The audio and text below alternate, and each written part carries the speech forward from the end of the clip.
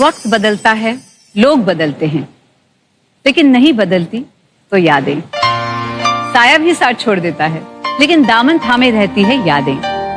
आज भी याद है जब पहली बार मेरा नाम फिल्म के पर्दे पे आया था। वो पहला ऑटोग्राफ जो मैंने किसी को दिया था, वो पहला अवार्ड जो मुझे मिला था। दोस्तों, माधुरी दीक्षित अपनी खूबसूरती, बेहतरीन अदाकारी, डांस स्किल से हमेशा लोगों को अपना दीवाना बनाए रखती हैं। माधुरी ने अब तक 70 फिल्मों में काम किया है। उनके एक्टिंग करियर की शुरुआत फिल्म अबोध से हुई थी। तो चलिए आज हम आपको धक धक गर्ल माधुरी दीक्षित के जीवन के कुछ ऐसे किस्सों के बारे में बताएंगे जिन्हें जानकर आपको बॉलीवुड से नफरत हो जाएगी। लेकिन उससे पहले आपको बता दें कि माधुरी दीक्षित का जन्म 15 मई 1967 को मुंबई में एक मराठी ब्राह्मण फैमिली में हुआ था। उनके माता पिता शंकर और श्रेयलता दीक्षित के 4 बच्चे थे। शुरू से ही माधुरी को डांस में रुचि थी, तो उनके पिता ने उन्हें 3 साल की उम्र से ही कथक क्लास में प्रवेश दिलवा दिया। 8 साल की होने तक माधुरी दीक्षित एक ट्रेंड कथक डांसर बन चुकी थी। जब माधुरी 8 साल की थी तब उन्होंने गुरु पूर्णिमा पर आयोजित एक कार्यक्रम में भाग लिया। इस मौके पर माधुरी का डांस इतना अच्छा था कि वहां मौजूद एक जर्नलिस्ट ने इस प्रोग्राम पर एक आर्टिकल लिखा जिसमें हेडलाइन थी, इस छोटी सी बच्ची ने कार्यक्रम को चुरा लिया। जिसके कुछ समय बाद 9 साल की उम्र में माधुरी को कथक के लिए स्कॉलरशिप दी गई। माधुरी स्कूलिंग के दौरान भी एक्टिंग में काफी एक्टिव रहती थी। स्कूल में हो रहे हर ड्रामाज में माधुरी दीक्षित भाग लेती थी। कॉलेज में पहुंचकर माधुरी ने बीएससी की पढ़ाई की,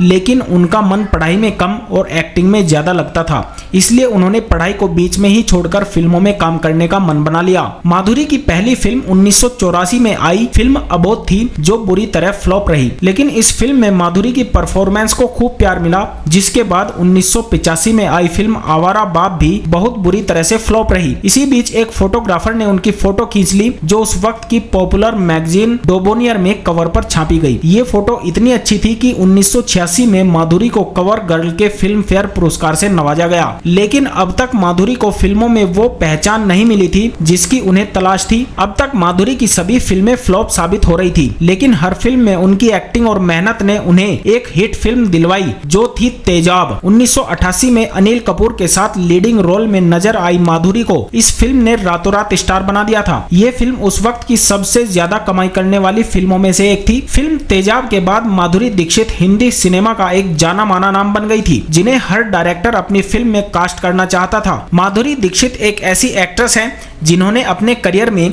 लगभग बॉलीवुड के सभी सुपरस्टार्स के साथ काम किया है। उन्होंने तीनों खान के साथ न सिर्फ काम किया है, बल्कि कुछ फिल्मों में उनसे ज्यादा फीस भी ली है। बॉलीवुड की सक्सेसफुल फिल्म हम आपके हैं कौन में माधुरी ने सलमान खान से ज्यादा फीस ली थी। इस फिल्म के लिए उन्हें 2 करोड़ 70 लाख रुपए दिए गए थे। माधुरी अपने जमाने की हाईएस्ट पेड एक्ट्रेसेस में से एक हैं। 90 के दशक में संजय और माधुरी बॉलीवुड की हिट फिल्मों की गारंटी माने जाते थे। दोनों ने थानेदार, खतरों के खिलाड़ी, महानता जैसी फिल्मों में काम किया था। इन फिल्मों के दौरान दोनों में अच्छी दोस्ती हो गई थी, लेकिन 1991 में आई फिल्म साजन के दौरान दोनों के बीच नजदीकियां बढ़ गई। जिसके बाद फिल्म खलनायक की शूटिंग के दौरान दोनों को एक दूसरे से प्यार हो गया। हालांकि उस समय संजय दत्त शादीशुदा थे और इस शादी से उनकी एक बेटी भी थी। जब इस रिश्ते के बारे में माधुरी के घर वालों को पता चला तो उन्होंने माधुरी को संजय से मिलने से मना कर दिया। लेकिन माधुरी संजय दत्त के लिए अपने घर वालों से बगावत करने को भी तैयार थी। दोनों एक दूसरे से शादी करने के लिए भी तैयार हो चुके थे। लेकिन 1994 में हुए बम ब्लास्ट में संजय दत्त का नाम आने से इन दोनों का रिश्ता खत्म हो गया था। इसके बाद संजय को पुलिस ने गिरफ्तार कर लिया था। इस ब्लास्ट में कई लोगों की जानें चली गई थी। जिसके बाद माधुरी ने संजय की ओर कभी मुड़कर नहीं देखा और उनसे सारे रिश्ते खत्म कर लिए। संजय दत्त ने माधुरी से कई बार कांटेक्ट करने की कोशिशें की, लेकिन माधुरी ने कभी उनसे बात नहीं की। हालांकि दोनों की जोड़ी 26 साल बाद 2019 में आई फिल्म कलंक में साथ नजर आई थी। फिल्म तो फ्लॉप रही, पर दोनों के फैंस के लिए संजय और माधुरी को एक साथ देखना काफी अच्छा था। संजय दत्त से दूर होने के बाद माधुरी पूरी तरह टूट चुकी थी। ऐसे में वो अपने करियर में किसी भी तरह आगे बढ़ना चाहती थी। इसलिए परिवार की पसंद से जब उनका फिल्मी करियर कामयाबी पर था, तब उन्होंने अमेरिका में रह रहे